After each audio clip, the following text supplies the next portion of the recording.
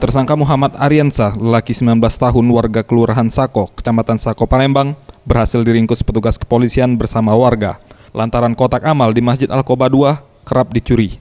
Tersangka yang hanya tamatan sekolah menengah tingkat pertama ini diketahui telah mencuri kotak amal saat keluar dari masjid. Berdasarkan informasi, Kompol Ahmad Firdaus, Kapolsek Sako, aksi mencuri kotak amal setidaknya sudah dilakoni tersangka sebanyak 2 kali.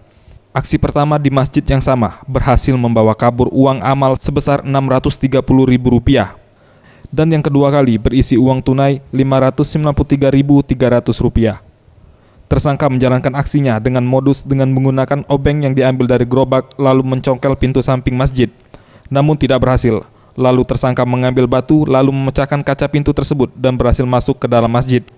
Sialnya, saat hendak membawa kabur kotak amal, tersangka dipergoki warga. Atas perbuatannya, tersangka dijerat pasal 363 KUHP, di mana ancaman dengan penjara selama 7 tahun penjara. Kaca jendela masjid masuk dari jendela.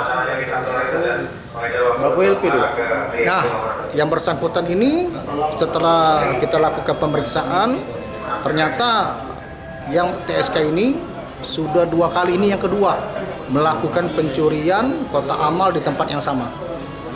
Barang bukti yang kita amankan apa enggak? Barang bukti yang kita amankan kotak, ya, kotak amal, kemudian uang hasil pencuriannya, kemudian obengnya. Tim Liputan Sriwijaya TV.